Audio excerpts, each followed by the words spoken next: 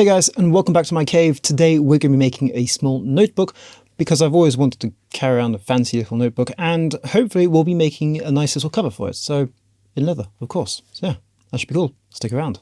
The first thing we'll be making is the cover to the notebook, and for that I've got some nice little piece of cardstock, thin cardstock in grey. It's a nice subtle grey. I like this colour. It's really quite cool. But that's not all, because I want to cover this with something even cooler. So I like to collect old maps. These are really easy to find in brocants and like yard sales, I think you'd say. And basically people just don't use them anymore. They just get rid of them. And I like to use them as wrapping paper for gifts, because quite often people are just chucking these away. So I figure, why not give them a second life? And wrapping paper was, for the longest time, the thing I used this most for. So actually looking up techniques about how to make these little notebooks, a guy on YouTube has a really cool channel, and I'll link it down there in the description as well. But he actually uses these for covers all the time, and I thought that was a great opportunity for me to use some of this stuff. And I've got some really nice maps here, which are actually relatively recent and have a paper which is slightly plastified, so it will give it some extra strength and protection, I guess. So yeah, the first thing I'll do is cover the cover with this. That should be cool. We'll go for the centre of France. Why not? Because yeah, we are in France, so yeah, I've got France. Oh, I've got some Spain, Portugal, but not interested in that. Alps, Alsace, Costa Blanca. Sure, why not? Lyon is a gorgeous town. I mean, I could go for any of these. Oh, okay. I'm going to revisit my previous statement. That is gorgeous. That just looks amazing. I'll go for this. This is old and lovely, and it's got something I can't describe. It's definitely got something. We'll be using this. Yeah, that is really cool. Let's go for it. Now, my final notebooks will actually be A6 size, so about a quarter of this. This is A4. A5 is that halved down. A6 is halved again. So my actual cover doesn't really need to be much bigger than this. So I'm just going to cover the whole thing, and I'll cut according to my needs within this piece of paper.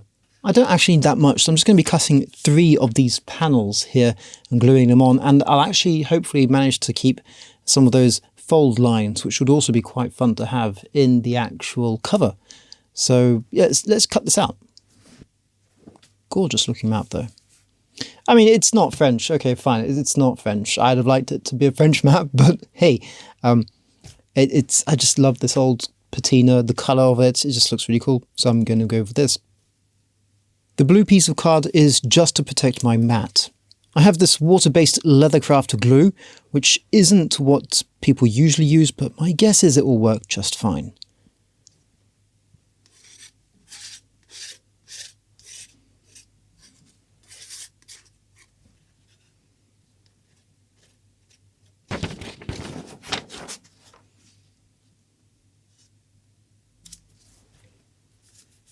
There we go. Simple as that, I hope. Now, I do actually have a printer's block, which was given to me by my father-in-law, who is an old-fashioned printer, actually. Big machines and all the stuff. And this I will just simply place on top of the cover to keep it. So, the printer's block, what's great about it, it's all perfectly flat on one side. And I mean, it is the smoothest of the smoothnesses of all of them. So, yeah, that will keep it nice and flat. I do want to protect that somehow first. Let's put the paper back down, shall we? Let's do that.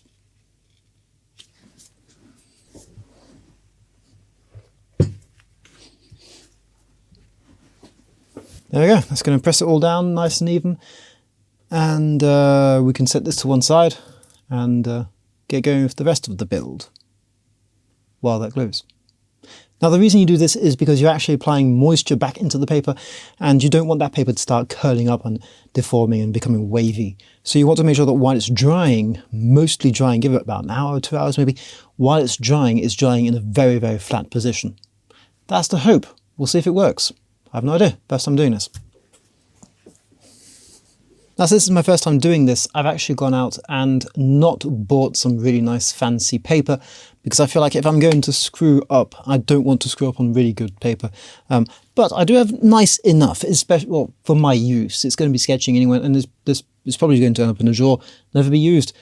But the hope is it doesn't. The hope is I actually do use it. So I've got 80-gram paper. 80 grams is just basically the thickness of paper. 80 grams is not thick. But it's nice. It's nice paper. It's recycled, and I like the fact it's recycled. And the point about having 80 grams also means that when it folds, it won't fold too heavy. I'm going to go with 10. I've decided not to be too greedy on this very first build. Bone folder, man's best friend, at least for this.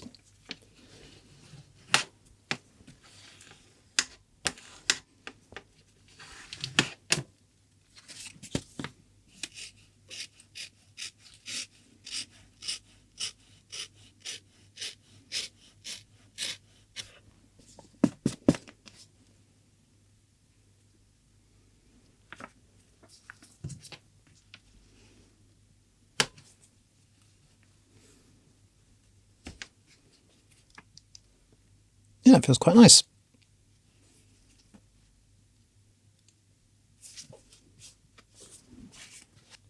So I've got my paper all cut and folded, and I'm looking quite happy at this point. So it's a 15 centimeter full page, top to bottom. So I've marked my center point here at 7.5 centimeters. I've marked an end point at 1 centimeter away from the edge, so that's at 14 centimeters and 1 centimeter. And I am marking middle points here, so that's 3.25 centimeters from the center and from the ends. So that's 4.25 here, since we're 1 away from the end. Good. I have my 5 marks. So now that I've marked all my different holes, I'm going to punch through my paper using this handy dandy little punch. Now this I stole off my wife. It's actually for doing etching in copper plate to then do basic printing with copper plate printing. It's a cool hobby. But this is what I'm using for my holes. Just go ahead and prick all the way through. Paper is actually quite tough. Let's do that for now and we'll see what happens with it later. See if it needs to go through more. I mean, the needle will be pushing that paper open anyway, so it might be sufficient. Now, let's actually move on to the fun part, which is going to be choosing a colour thread. And this is where being a leather worker comes in handy, because I've actually got quite a good choice. This is my magic box of goodies related to threads, or at least the nice threads. I've got more threads back there, but not nice threads. Now, to go with my map, I have got some nice green thread, which could be fun. That's not linen, that's polyester. I'd like a linen thread. I don't think I've got a green... Aha! I knew I had it somewhere. I thought I had it somewhere. I wasn't sure. Does this go well with the map? Yeah, I think this works quite nicely. Now this is a linen thread in 0.6 millimeters. Yeah, 0.6 millimeters made by Maisie, and it's some very nice handmade waxed thread. I will be waxing it again. The wax adds protection, rigidity, and just makes it easier to work with. So yeah, I love Maisie. I love their threads. I love that they have such a huge variety of colour and consistency in their threads, and that's one of the reasons I like them so much. I used to use fil de lin au chinois, but I found that just didn't have the same kind of consistency. It had defects all throughout, which I didn't like, which created issues for me. So moving on to Maisie made all the difference. So I want to grab about 2 times the length. God, that's way too much. I'm so used to leatherwork. I need to grab about twice the length of my piece of paper, just a bit more. Let's have a look. That's more than sufficient, so I'm just going to cut it there. There we go. One little hack which I love about these spools of thread is that you can unclip the top or bottom, move your thread through and clip it back down, and it's firmly clipped in. I just love that feature. It's so silly, so simple, but it's just brilliant, absolutely brilliant. Grab a piece of handy dandy trusty beeswax, go ahead and wax your linen thread. or your thread. It doesn't need to be linen. Again, the wax really does help give rigidity to the thread and provide protection. So at this point I'm going to cut my cover to the approximate size of my book, and I want to select this area here, which I find most interesting, and I think I'm going to use this side there. Yeah, about that seems about right. Doesn't have to be perfect because I'm going to be trimming the whole booklet at the end.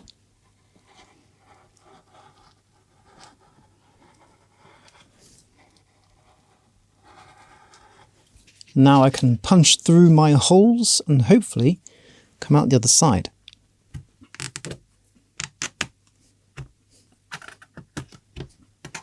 Now I wanted to do what's called a pamphlet stitch, but I'm actually going to do a variation of that because I want the actual thread, the first stitch of the knot, to be on the outside. So I'll start by the outside here and leave myself quite a long tail at the end, and that's fine if I can find my hole. Don't pinch the pages, please. There we go. Now, the variation is that I'm going to go around on myself. At least I think it's a variation. I've seen a few videos of pamphlets, stitches being done, and I have to be honest, I didn't really write down the process. So I could be wrong on this one, but I think that it's more or less something like this, and I'm not following that. So variation of is my best approximation. And I think the main variation is this. I have to go in here, there we go. And then, are you following so far? I'm not, hope you are. And then once that is all tight, come back round and back inside on myself. So it looks like I'm going back on myself, but no! Actually, I want to be doing this, there we go. And then, this is the tricky part, go through my, there we go. And let's just pull it tight, there we go. And then back through your center hole, and the trick is you want both pieces of thread to loop from either side of this main thread here. Make sure everything's nice and tight, and tie a knot. There we go. And I can leave this a bit long because I quite like the idea of having the tail show. Although the fact it's not the same size bothers me more than it should, so I can trim that. There we go, perfect. And there we go, you have your basic booklet. Let's give it the first fold. Yeah, that's actually really nice. Oh gosh, that was easier than I thought it would be, and I am very, very satisfied with the results so far. There is still a last bit of the process which should be quite fun, involving some nice vegetable tanned leather. So yeah, if you're into leather, stick around for that. It's not perfect. I mean, there are issues where the map has creased a bit from the moisture, but I can live with that. Let's trim this bad boy and see what we've got. So if you remember correctly, I said I was leaving about 1 centimetre proud on both ends, and this is so that I could then come back and trim using a very sharp knife. Taking my time. How's that looking? Yeah, not bad at all, if I may say so. If I may say so myself, not bad at all. Especially for first try. Not perfect. But boy, that will do. That will do mighty fine. Let's go ahead and do this. I'm going to stand up and give myself a lot of pressure on the ruler here. I don't want that to move. Not at this point of the process.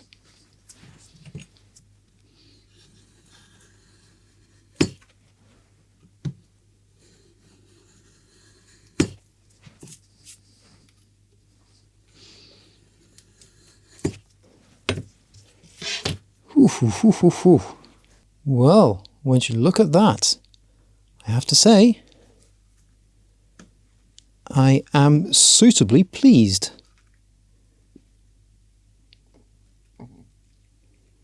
Sure, could be improved, but I do really like it. And you can see that the green thread really accents it nicely too. Yeah, if I had a proper paper cutter, I could do a better job at the edges.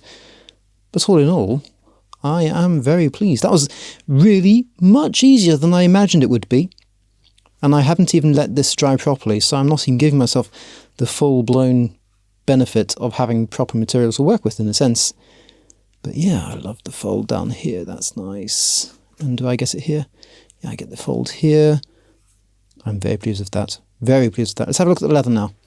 So I've traced out the rough outline that I want for my sheath, basically.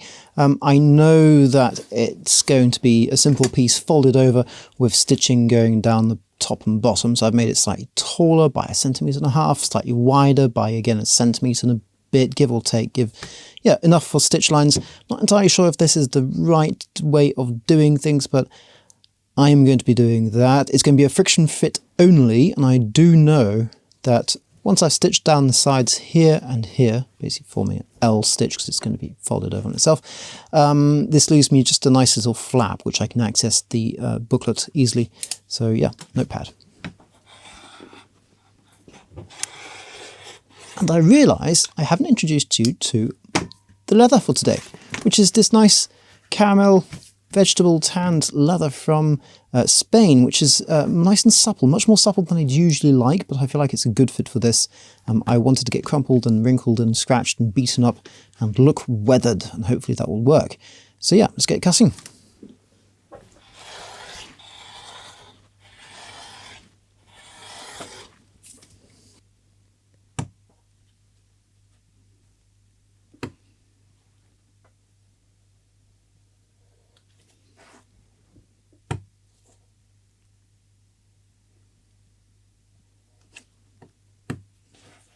For my edge beveling, I'm using an arc edge beveler from Crimson Hides. This is the smallest that I've got. I'm using this on the inside because I really don't want to take out much, but I do want to round out just a bit those edges and also take off any marks left by my pen, basically. This is very supple leather, so beveling it is actually quite difficult unless your edge beveler is incredibly sharp.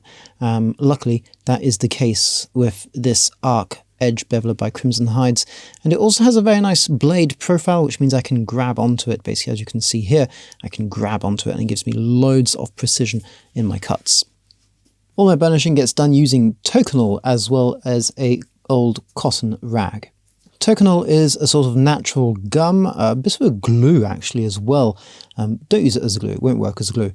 But what it does is that it gives basically solidifies the fibers when you go and burnish them in and gives you a really nice looking finish on those. So I don't know if you're able to see it when I finish up on this piece because the leather is so thin, but just take my word for it, it is the best burnishing agent out there. And if you haven't tried it, pick it up. It will make your life so much better. At least you're burnishing. I can't attest to how Tokonol will affect the rest of your life, but your burnishing will definitely improve. Now for glue, I'm going to be using some cement glue here, just a teeny tiny bit. It's only here really to hold everything together while I stitch. Although cement glue is actually going to hold everything together for a very long time and very well. So it does much more than just hold things together temporarily. It's actually quite a tremendously good glue. The trick with cement glue is to apply it on both surfaces that you want to glue and wait for it to be basically dry to the touch before gluing up. I'm now ready to glue up, and the most important part for me is going to be lining up this top edge here as best as possible, because that's going to be really visible if it's not nice and straight. And then I should be able to just simply line everything up. There we go. I must admit I am not taking any extra steps on this build. I'm not trying to make it perfect, I'm just trying to make it good enough. I would usually try to round out edges and stuff and make it better. But on this build, I just want to see if I can actually do it more than anything else in a timely fashion if possible. So yeah, most important part is just getting it up and running. So, not bad at all. So I've decided I'm going to notch out these corners just very slightly, because otherwise they are going to get bent all over the place. So here goes nothing. That is definitely not a proper 45-degree cut, but that is okay. Okay, let's put this back under the printer's block, let it set. But already you can see it's setting quite nicely. It's much flatter than it was before. I'm going to be stitching at 3mm from the edge, so the first thing I do is mark down my stitch line. And for this I'll be using my Crimson Hide stitching irons in the 4mm spacing. I have some thinner spaced teeth on my stitching irons, but I want to use the 4mm one because I feel like it will look bit more rugged maybe suit the aesthetics that I'm looking for better. My edges have been beveled, burnished, my holes punched. I'm ready to go ahead and give this bad boy the final saddle stitch it needs to be a complete pouch, complete package really. So yeah, let's go ahead. I've chosen the green thread because that's the thread I used for the actual notebook. I might have preferred going with something a bit more subtle. Maybe something like this, which would have been quite gorgeous. The decisions, but I'll go with the green. It accents the thread used before. It reminds the eye. I don't know, I just feel like it works. It works. Let's not think too much about it. It's late. I want to get this project finished and validated. Yes, because I need validation. Don't we all need validation from time to time? Anyhow, let's not get too philosophical. Saddle stitching, especially by hand and without using a stitching pony, is relatively boring to watch and painful to do while trying to talk to you guys. So hey, cheers. See you in a minute. And there you go. As you can see, it's looking quite good. I would have preferred a thinner thread with a tighter stitch, but overall it came out okay. I have tapped down the threads to make it look nice and neat. I have also used my trusty bone folder to go ahead and break up any loose bits of glue on the inside. And yeah, I'm not sure I like the green. It does definitely work within the scheme of this whole build, but I think I would have preferred going with the caramel colour, matching this. Yeah, I'd love to know your thoughts about that in the comments down below. All that we've got to do now is check out the final build with the notepad. Yeah, let's have a look. Okay, so this is the moment of truth where we see if the whole thing comes together in a nice and neat fashion, and it's already looking quite good. It might be a bit tight. I'm afraid it might be a bit tight on the inside. Let's try this out. Yeah, it might be just a bit tight. Oof, oof, oof, oof, this is going to be tight. And that fits. I feel like one of Cinderella's stepsisters trying to put on the glass slipper, but no, come on guys, come on. I am being a bit of a defeatist right now, and I don't like that. There we go. Yeah, that's going to stretch nicely, and that's going to be a nice tight fit. I'm really pleased with that actually. That's going to work well. Let's have a look at yeah. You can see that's actually a really cool combination here. And yeah, okay, so the green thread is now growing on me because of the map on the inside. That green thread is, oh god, this is a tight fit. Oh, okay, because it's a map, the green thread definitely works. Yeah, I am very, very pleased with this actually.